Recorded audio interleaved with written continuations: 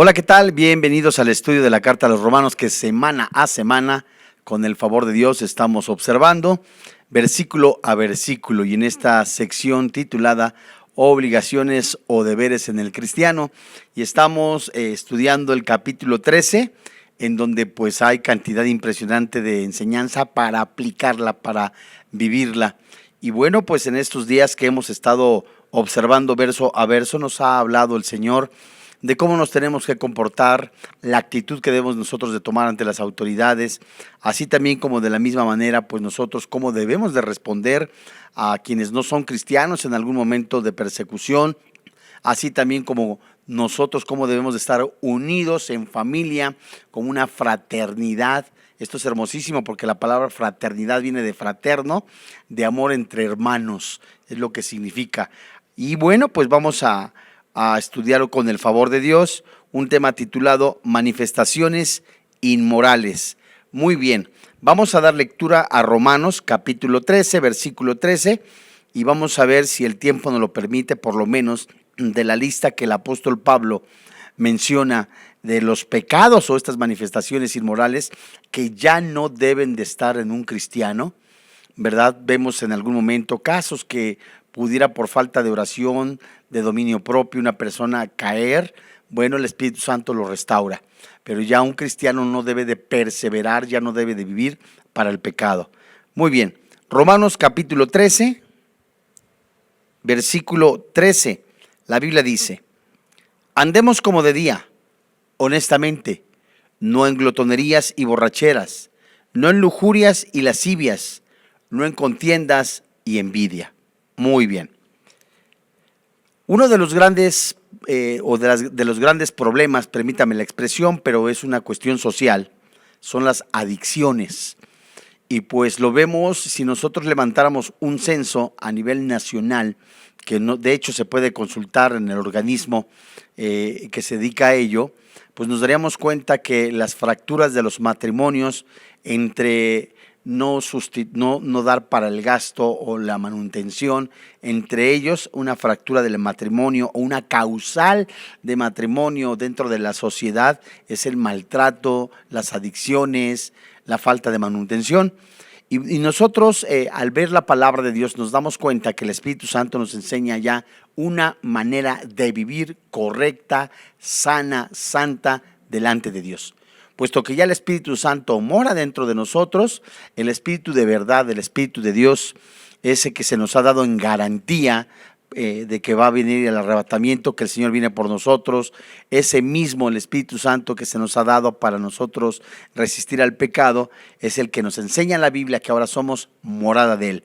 Muy bien, entonces la primera exhortación que nosotros tenemos en el versículo 13 se encuentra en la primer parte: andemos como de día, honestamente. Y esta frase, andemos como de día, honestamente, se escribe en el original como en día decentemente andemos. Es como se escribió en el griego. Lo vuelvo a repetir con mucho gusto: como en día decentemente andemos. Y si nos damos cuenta, no es una cuestión de sugerencia, es una orden, un mandamiento a los cristianos. Y consecuentemente con la enseñanza que hemos estado nosotros observando, exhorta aquí a una forma de vida propia, de quienes ahora pertenecemos como hijos de luz, que tenemos esa luz, que somos luz, y que el cristiano, aunque está discurriendo por la noche, que es el mundo, no pertenece a las tinieblas. Por tanto, esta forma propia de vida es luz y debe mostrarse todos y cada uno como luminosos, como de día en medio de las tinieblas. Y ya que estamos observando este versículo y que nos enseña que el día se ha acercado, por tanto, como si estuviese en el día de la venida del Señor, nuestro comportamiento, nuestra manera de vivir, nuestros pensamientos deben de ser alimentados con la palabra de Dios y conocer sus pensamientos a través de su palabra. Y entonces correspondería a vivir nosotros como de día. La forma de vida se describe aquí por medio de un adverbio y un verbo. El primero es honestamente. El cristiano tiene que vivir, actuar honestamente, que equivale a decentemente. Y esto está acompañado en una forma verbal de la palabra andando, de este verbo andar. Quiere decir que el cristiano tiene que andar, vivir honestamente y decentemente. La forma de vida debe ser con honor, con decencia. ¿Qué es lo que significa decentemente? Hemos escuchado muchas veces este dicho, ¿no? Pancho López es una persona muy decente. Fabricio es una persona muy decente.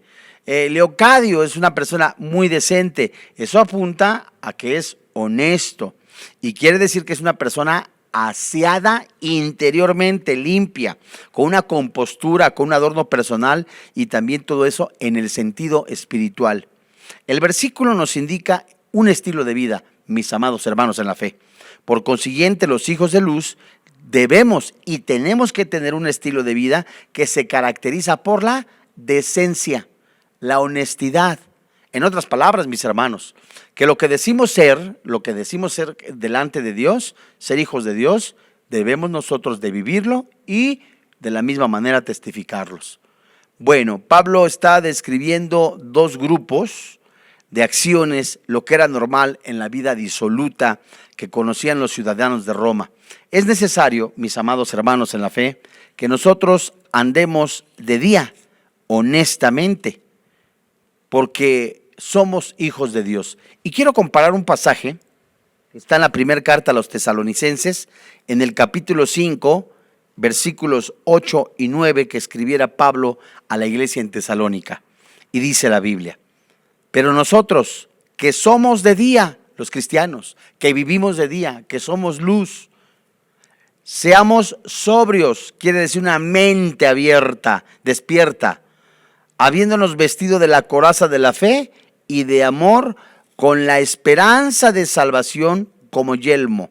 Porque no nos ha puesto Dios para ira, sino para alcanzar salvación por medio de nuestro Señor Jesucristo. Muy bien. Otra vez, de vuelta, el aspecto negativo en donde Pablo menciona, como lo hace con frecuencia, en cierto número de pecados que vamos a ver en el versículo 13 del capítulo 13 de la carta a los Romanos, que son pecados específicos, con características que apuntan a nuestras vidas o a las vidas específicamente que no tienen a Cristo, que andan en tinieblas en lugar de luz espiritual. Porque si habla de andemos en luz, cristianos. Y los que andan en las tinieblas no son cristianos. Estos pertenecen a la noche de la injusticia y no a la justicia. Entonces, lo que nosotros tenemos dentro, mis amados hermanos, que está el Espíritu Santo, y que el Espíritu Santo si mora dentro de nosotros y alimentamos con su palabra nuestra alma, nuestro andar diario, la vivimos, vamos a transmitir eso.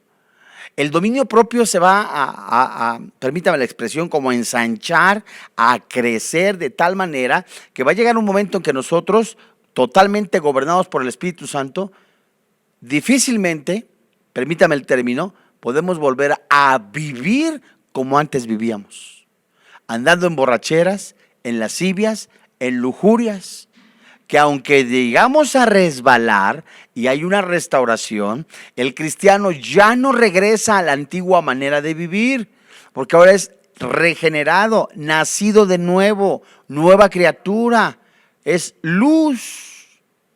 Y ahora viendo con lupas, con ojos espirituales, con una lupa espiritual, vamos a ver la primera manifestación inmoral que el Espíritu Santo está diciendo: anda en luz, anda de día, ya no dejes, permíteme la expresión, ya no te dejes gobernar, que ya no haya, primera palabra, orgías y borracheras, del verso 13. Dice la palabra de Dios: andemos como de día honestamente, no en glotonerías y borracheras, no en lujurias y lascivias. Vemos las dos palabras, orgías y borracheras. La primera palabra que estamos estudiando, la palabra orgías, la encuentras tú en tu diccionario griego, es la palabra 2970, comos. que se traduce o se escribe al español como glotonería, orgía. Y esta se refiere a participar en fiestas bestiales y desenfrenos. Y fíjate muy bien, en una fuente griega extrabíblica, el término describía a una pandilla de borrachos que cantaban a todo pulmón, se tambaleaban en las calles, ocasionando disturbio público. Eran los chavos a lo mejor de la esquina que se drogaban, se intoxicaban, se emborrachaban, hacían desfiguros. A esto se refiere la palabra orgía. El cristiano, ya el Espíritu Santo lo sacó del reino de las tinieblas, el Espíritu Santo. El cristiano ya fue sacado del reino de oscuridad, como dice Efesios 1 y 2. Ahora está colocado, ya fue colocado posicionalmente hablando, en el cuerpo de Cristo, cuya morada él como persona es el templo del Espíritu de Dios. Vemos nosotros ahora, mis amados hermanos en la fe, la siguiente palabra, borracheras. Y esta palabra borracheras en tu diccionario griego es la palabra 3178, mezde, y se escribe o se traduce como intoxicante, intoxicación, embriaguez, borrachera. Y la primera manifestación disoluta que se debe de evitar en el cristiano es la orgía, una de las obras de la carne, de acuerdo a lo que dice Gálatas capítulo 5, versículo 21. Que se vincula con grupos reunidos para entregarse al pecado y especialmente en excesos, como ocurría en actos en honor del dios Baco. Y se trata en general de festines en donde se come, se bebe inmoderadamente y se cometen otros excesos con satisfacción de apetitos y pasiones desenfrenadas. Y junto con las orgías, acompañándolas, estaba también pues este desenfreno que inclusive también el apóstol Pedro lo menciona en su primer carta en el capítulo 4, versículo 1, que la gente corría con desenfreno, ¿a qué? A las borracheras. Y estas borracheras que formaban parte esencial dentro de las orgías, vemos nosotros que se produce como consecuencia de la ingestión desordenada de alcohol, en donde el hombre pierde completamente el control de su mente y se reduce cuando la borrachera es intensa a la condición de un ser irracional, perdió la cabeza, podemos decir los mexicanos. Y en este estilo, mis amados hermanos en la fe, en este estilo de vida propia de las tinieblas, pero contrario a quienes tienen que estar sobrios, porque somos hijos de luz, es lo que nos debe de gobernar el Espíritu Santo. Amados, yo le invito a que vaya usted a Proverbios capítulo 23 y vamos a comparar este pasaje que nos enseña el apóstol Pablo, el Espíritu Santo, en Romanos capítulo 13, verso 13, en cuanto a las borracheras. Vamos a ver Proverbios en el capítulo 23 y vamos a dar primero lectura al verso 29 hasta el verso 35 y veamos con atención lo que el Espíritu Santo nos está enseñando en cuanto a este pecado, esta conducta que no tiene que ser entre cristianos. Dice el verso 29, muy bien. ¿Para quién será el ay? ¿Para quién el dolor? ¿Para quién las rencillas? ¿Para quién las quejas? ¿Para quién las heridas en balde? ¿Para quién lo amoratado de los ojos? Para los que se detienen mucho en el vino, dice Salomón. Para los que van buscando la mistura. Y advierte, no mires al vino cuando rojea, cuando resplandece su color en la copa, se entra suavemente. Mas el fin como serpiente morderá, y como áspid dará dolor. Tus ojos mirarán cosas extrañas, y tu corazón hablará perversidades, y serás como el que yace en medio del mar, o como el que está en la punta de un mastelero. Y dirás, me hirieron, mas no me dolió, me azotaron, mas no lo sentí. Cuando despertare, aún lo volveré a buscar. Este pasaje de Proverbios, capítulo 23, desde el verso 29 al 35, nos da una enérgica advertencia contra la embriaguez. Y se presenta, lo vamos a ver poco a poco, en el verso 29 como un acertijo. En el verso 30, la respuesta a este acertijo. En el verso 31 y 32, vemos cómo vienen las exhortaciones. Y finalmente, del verso 33 al verso 35, el Espíritu Santo nos enseña las descripciones de los pensamientos delirantes de una persona intoxicada. En otras palabras, borracho. Vamos entonces pues a ver verso a verso, porque esta es una advertencia inclusive para cristianos. Dice el verso 29 y verso 30, muy bien. De Proverbios 23, la Biblia dice: ¿para quién será el ay? Primera pregunta. ¿Para quién será el dolor? Segunda pregunta. ¿Para quién las rencillas? Siguiente pregunta. ¿Para quién las quejas? ¿Para quién las heridas de balde? ¿Para quién lo amoratado de los ojos? Para los que se detienen en mucho en el vino y para los que van buscando la mistura. Aquí hay 6 preguntas, amados, y una respuesta: mistura. Detenerse mucho en el vino es un indicativo de beber constantemente, de modo que se induce a la embriaguez. Tal nos lo advierte Tito, 1 Timoteo capítulo 3, verso 3, como Tito capítulo 1, verso 7. Y esto es desear beber, indica de la misma prosecución, un deseo continuo de algo que comenzó. En otras palabras, los mexicanos llamamos a alguien que continuamente se está embriagando o toma una copa, ya se quedó picado, ya se picó. Y hasta que no le dé fin o hasta que pierde completamente la conciencia o acaba tirado en las calles. ¿Para quién es el dolor? Pues para él, y está triste ver que algunas personas pudieran decir: es que a nadie le hago daño, por eso yo me pongo hasta atrás, es que a nadie molesto, por eso hago esto y aquello. No, y los primeros que sufren o pagan la factura son la familia, los hijos, la esposa, la falta de economía. Leamos con atención, mis amados hermanos, porque aquí como podemos ver como también la tentación en el verso 31.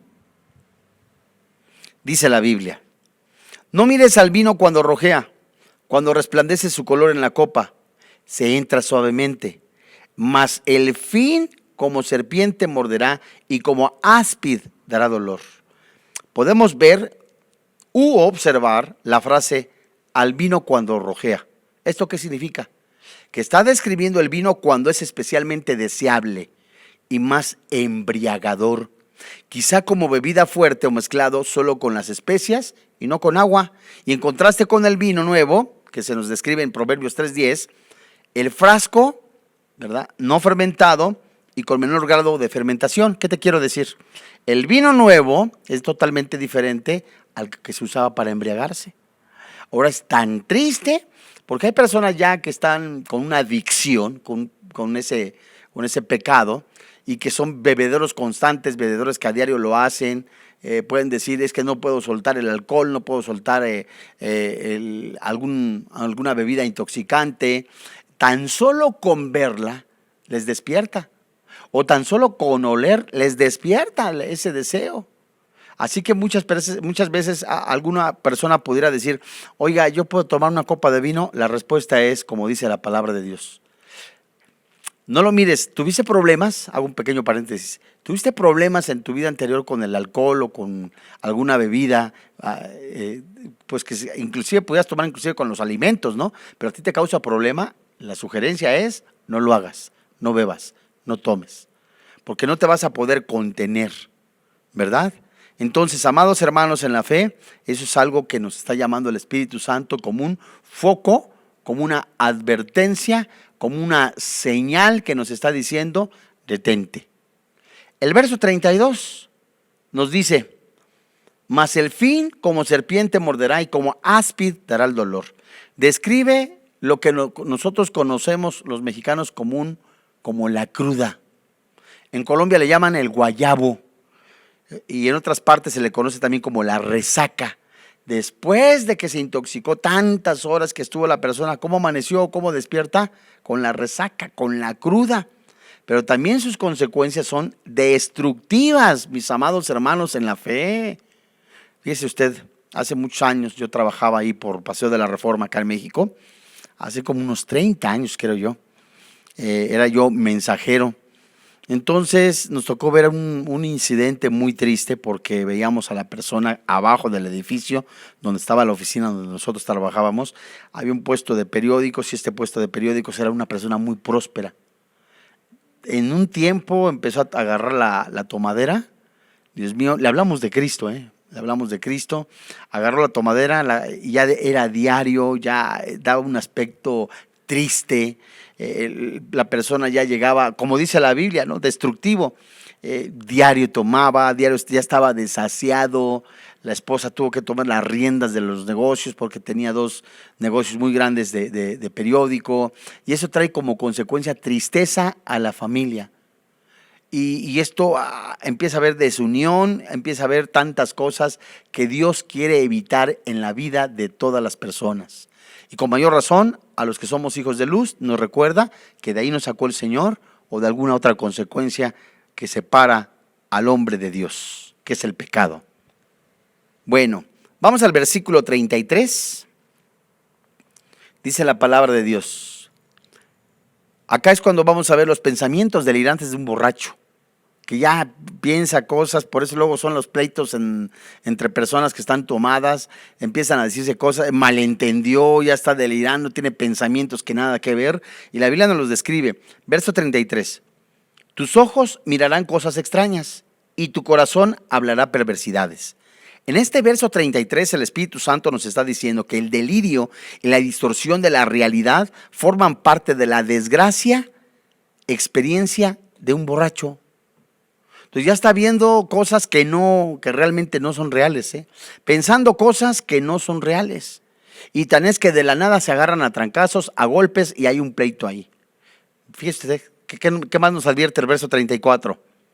Serás como el que yace en medio del mar, o como el que está en la punta de un mastelero. ¿Qué significa esto? Aquí tenemos la advertencia contra el mareo. El malestar y la confusión de la persona que está bajo la influencia etílica, un borracho pues, como estar mareado en la parte de un mastelero. Usted ve un barco y entonces había una persona, ¿verdad?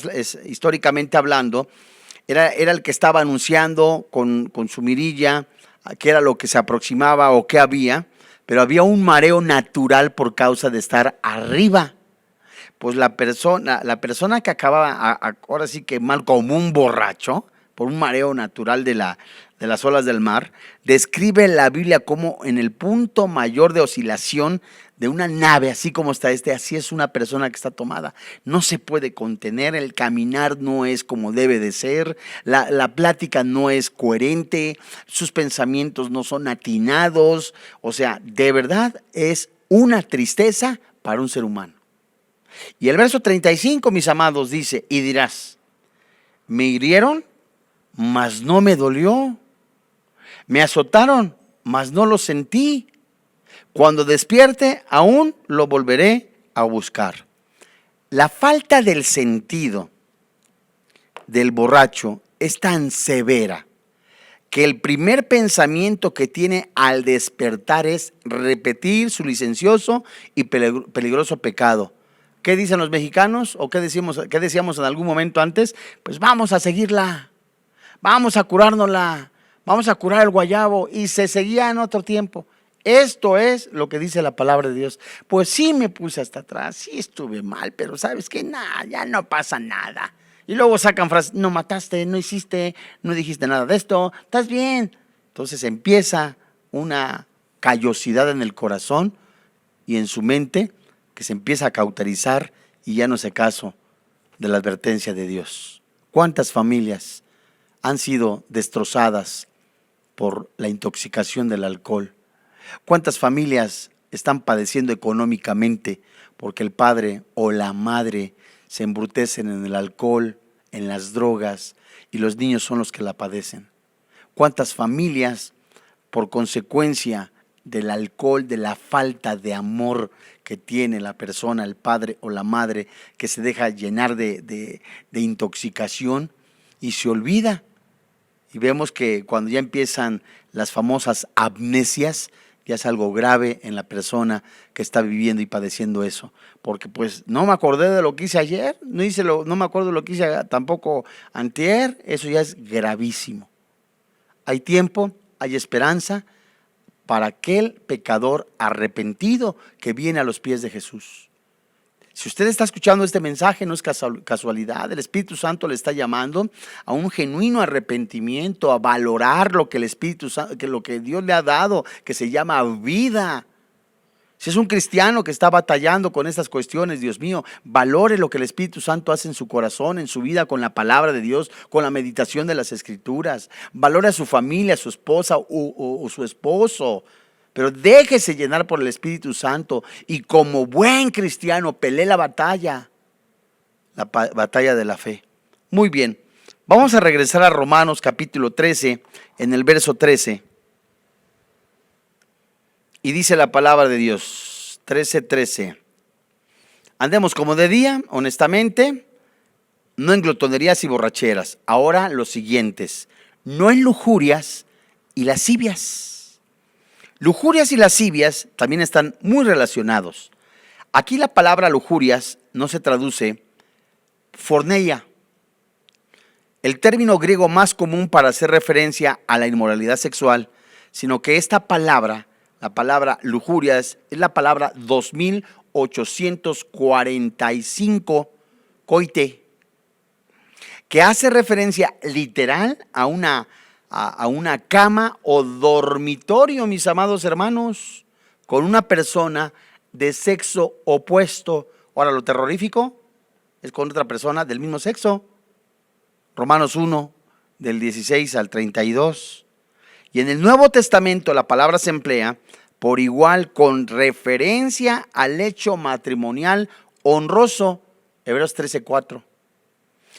¿A qué? A las lujurias ilícitas, como es el caso de Romanos capítulo 13, versículo 13.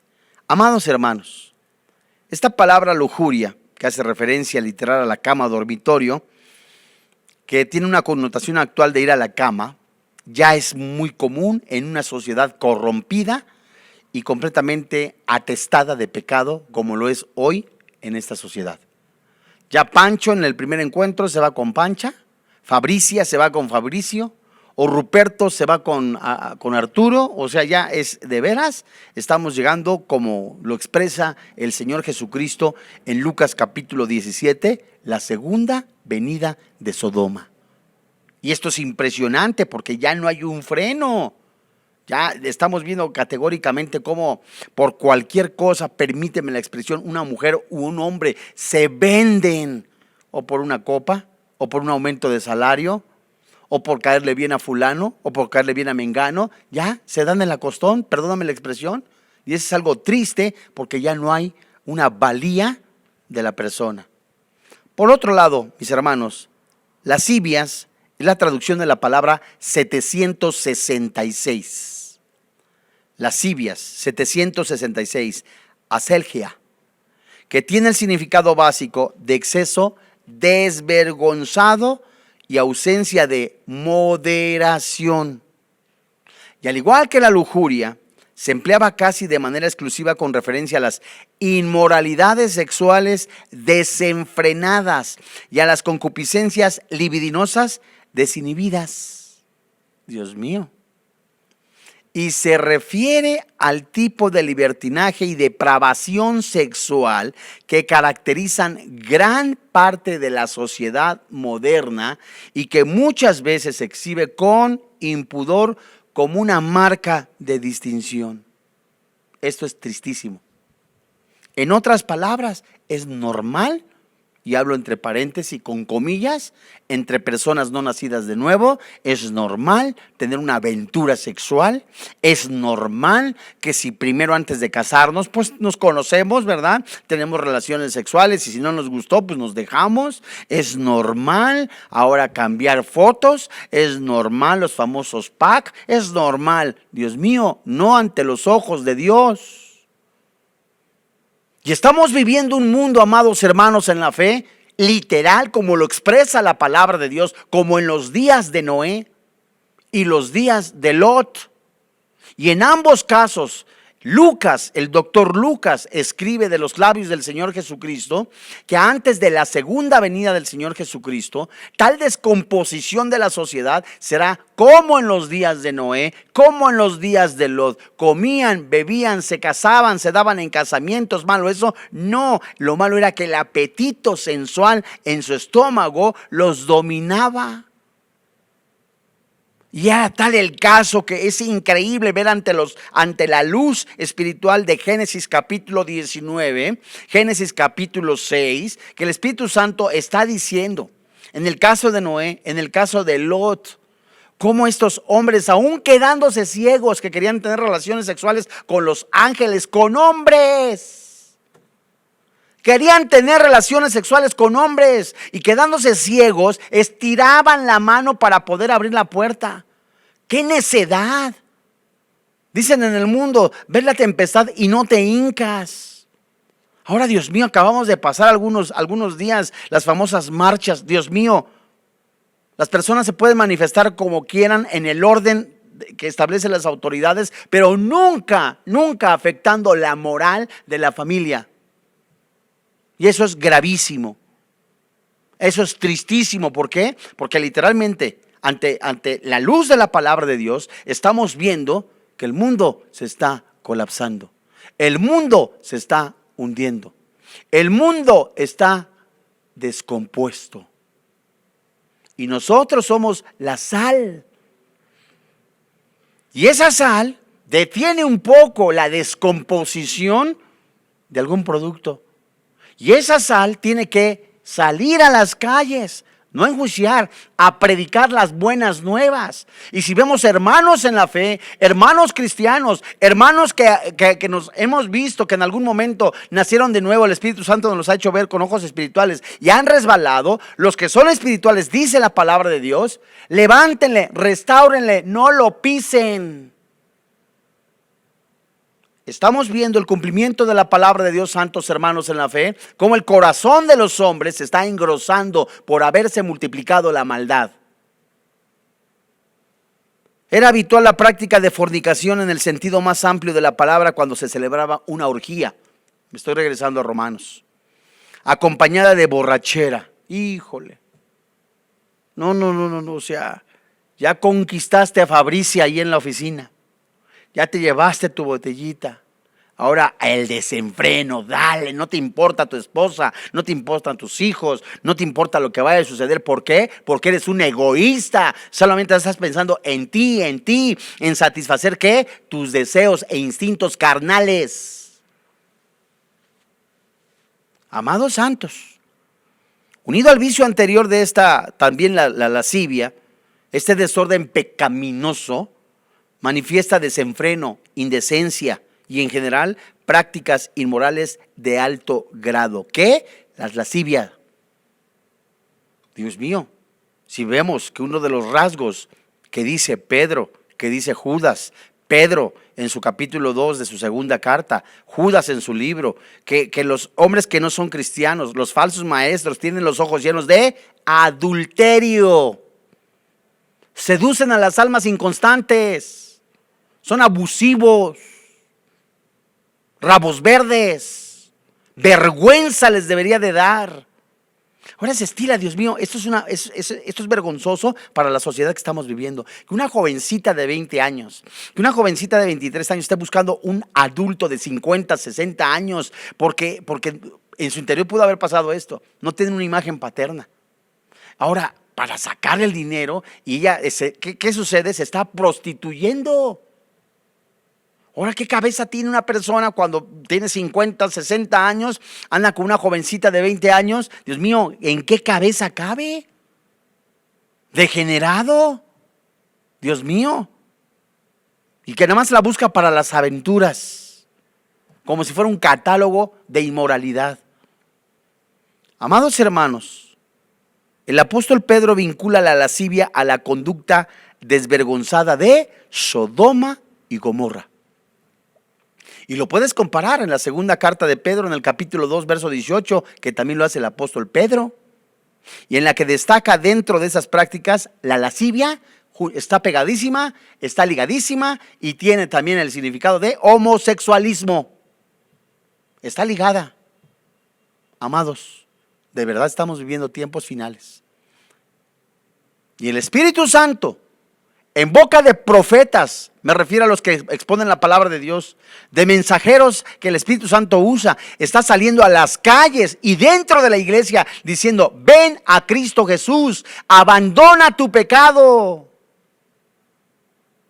Te sientes solo y buscas una aventurita para sentir el apapacho. Dios mío, cuánta vaciedad. El Espíritu Santo, cuando mora dentro de una persona, lo llena y está en plenitud. No eres cualquier lata de refresco para que te vendas con un hombre o con una mujer. No eres cualquier lata de refresco como para que te exhiban como un trofeo con un viejo rabo verde. Y esto es tristísimo. ¿Por qué? Porque hay vaciedad en el corazón. Y muchas veces en esas personas, ¿qué es lo que dicen? Soy así porque mi mamá me dejó. Soy así porque mi papá me dejó. Soy así porque me violaron de chiquito. Hay esperanza en Cristo Jesús. Es verdad, y es una enorme verdad, que la restauración viene de parte del Espíritu Santo. Puede ser lenta, pero en medida que tú tengas en tu voluntad buscar a Dios con todo tu corazón, tu reparación, tu restauración es un hecho real. ¿Por qué? Porque no eres una persona que nació por accidente. Léete Efesios capítulo 1 y 2, donde dice el apóstol Pedro: el Espíritu Santo lo hace escribir desde antes de la fundación del mundo, te había elegido. Y eso es algo hermoso porque me da identidad, amados. Mis amados hermanos en la fe, sigamos en Romanos capítulo 13, versículo 13. Hemos visto lujurias, lascivias y vemos una progresión de pecado. No en contiendas ni envidia. La progresión de los pecados antes mencionados suelen concluir con las dos últimas manifestaciones propias de la vida en las tinieblas.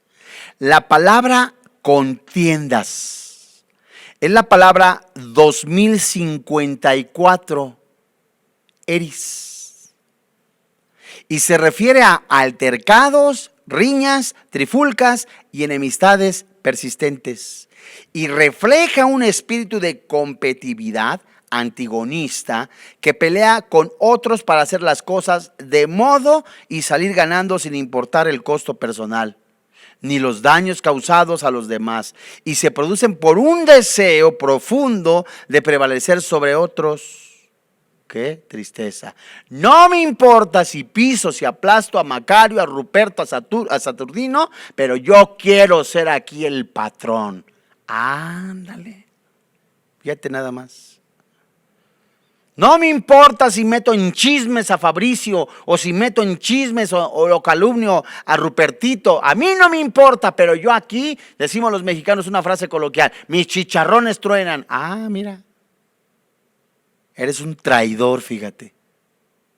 Las contiendas se caracterizan por la autoindulgencia y el egoísmo. No dan lugar a la simple tolerancia, mucho menos a la humildad y el amor. Es el comienzo de las riñas, que se traduce también por discordia o contención. Siguiente palabra, amado. La palabra envidia, que es la palabra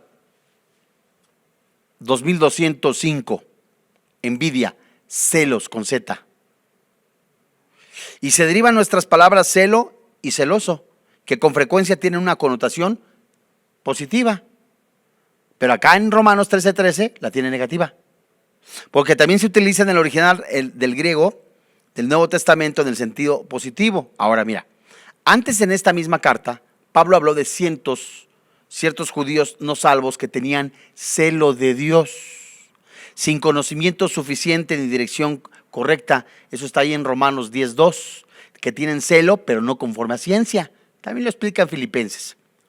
Y en su segunda carta a la iglesia que estaba en Corinto, él expresó su aprecio profundo por el celo que tenían al respecto. Apúntalo, segunda carta a los Corintios, capítulo 7, versículo 7. Y por otro lado, en el pasaje presente, Romanos 13:13, esta palabra se traduce correctamente en el sentido muy negativo de envidia. Santiago conecta en 2 versículos las ideas de celos amargos y contención. O sea que la envidia son celos amargos y tienen ahí su toquecito de contienda. Fíjate nada más. Y estas contiendas y envidia fueron 2 pecados carnales específicos que causaron las divisiones profundas y sectarias en la iglesia de Corinto. Ahora fíjate muy bien, sígueme por favor, que tú que eres estudiante de la Biblia y estás haciendo anotaciones. A excepción de lujurias, todos los pecados mencionados en Romanos 13:13 están listados de manera específica entre las obras de la carne en Gálatas capítulo 5, versículo 19 al 21, mi amado hermano en la fe. Y el mal básico connotado por la palabra lujurias se menciona en la lista con las palabras inmundicia y lascivia, Gálatas 5:19. Te puedes regresar, tú que estás ahí en tu casa, te puedes regresar con el buscador y le vuelves a poner a la palabra y ya puedes escribir. Lo que te estoy diciendo es que el conecte tan drástico de lujurias que aparece en Gálatas 5:19 con inmundicia y lascivia. Todos los pecados están conectados con algo, con el mismo pecado. Pablo nunca perdió de vista el hecho de que también había sido su pasado, el primero de los pecadores. Y el apóstol, ahí en Tito capítulo 3, versículo 3, él dice lo siguiente: porque nosotros también éramos en otro tiempo insensatos, rebeldes, extraviados, esclavos de concupiscencias y deleites diversos, viviendo en malicia y envidia, aborrecibles y aborreciéndonos unos a otros.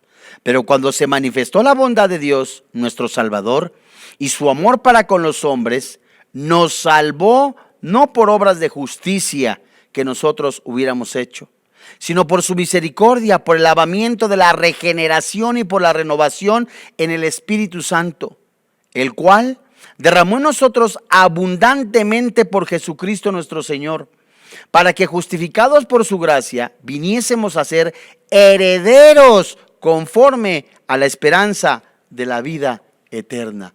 Hay esperanza en Cristo Jesús. ¿Cómo me impacta a mí, amados hermanos en la fe, en donde el Espíritu Santo confronta al ser humano diciéndole, por ejemplo, en primera carta a los Corintios, que los borrachos, los adúlteros, los afeminados, los maldicientes, los estafadores no heredan el reino de los cielos? No son las peregrinaciones lo que lo va a salvar a usted. No son tampoco los milagros metales de oro que usted va a dejar alguna imagen allá en San Juan de los Lagos o en la Basílica lo que le va a dar la vida eterna. No, Señor. Hay solamente perdón a través del sacrificio de Cristo en la cruz. ¿Con qué intenta usted o con qué podríamos nosotros pagar nuestros pecados a través de nuestra vida? Con nada. Romanos capítulo 6 nos enseña claramente que si juntamente con el Padre, juntamente con Cristo, hemos sido crucificados, Romanos 3:25 también, porque Él puso el sacrificio, el Padre Celestial. ¿Quién puso a Jesús? El Padre.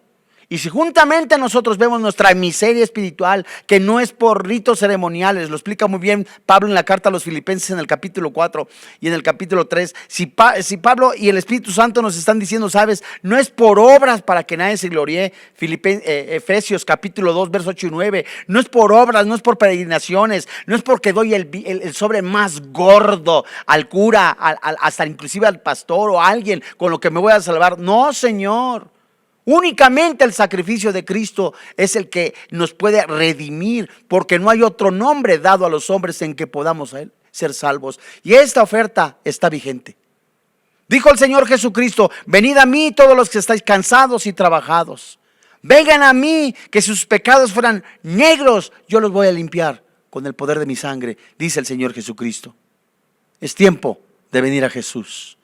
No es una religión lo que lo va a salvar. No es tampoco una tradición, no son tampoco los ritos ceremoniales. Es Jesucristo, el camino y la verdad y la vida. Vamos a orar. Padre, en el nombre del Señor Jesucristo, hoy delante de ti, nos ponemos en tus manos convencidos en el poder que hay en tu palabra, y esta es verdad. A través de tu santa palabra nos has confrontado a todos y cada uno de los que estamos a través de este dispositivo y en este momento, en este auditorio, estudiando tu palabra, a vivir honradamente, en limpieza espiritual, a andar honestamente. Basta ya el tiempo pasado para seguir agradando como viven los gentiles, andando en lascivias, borracheras, inmoralidades, lascivia. Porque a ellos les parece cosa extraña que nosotros ahora no corramos con el mismo desenfreno. Es el tiempo completamente de buscar a Dios con todo el corazón, si usted se ha alejado. Es el tiempo de vivir un cada vez más en santidad, porque el que tiene esperanza se santifica. Y ese es el tiempo que nos quede de vida, sean para la gloria de Dios. En este día, el Espíritu Santo ha confrontado tanto a cristianos como a personas que el Espíritu Santo está llamando hoy a ponerse a cuentas con el Padre Celestial. ¿Qué es lo que he de hacer? No tengo a Cristo en mi corazón, seguro se dirá usted.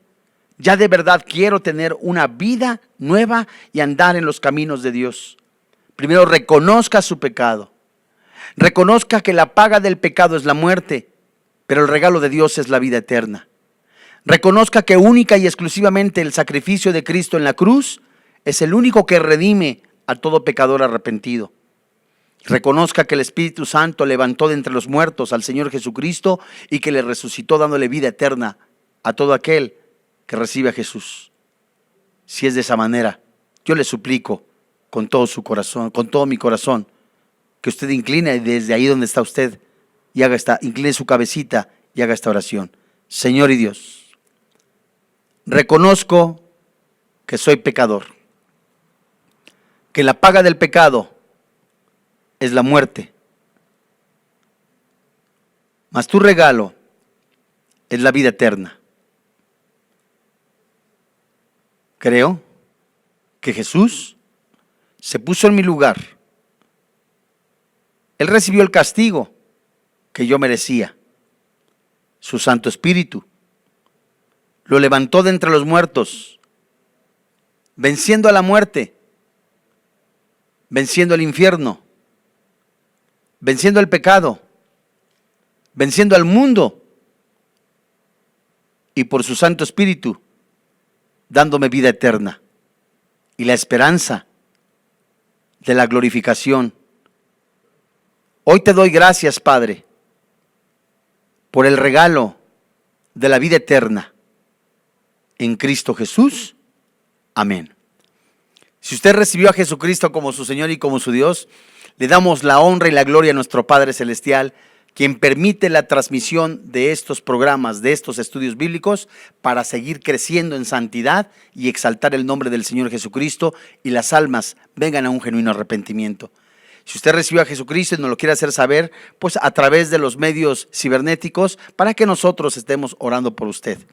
En 8 días vamos a continuar en la carta a los Romanos, no sin antes agradecer primeramente a nuestro Padre Celestial y a nombre del doctor Armando Alducin y todo el cuerpo pastoral de Vida Nueva para el Mundo, le damos las gracias. Que Dios le bendiga Que tenga paz.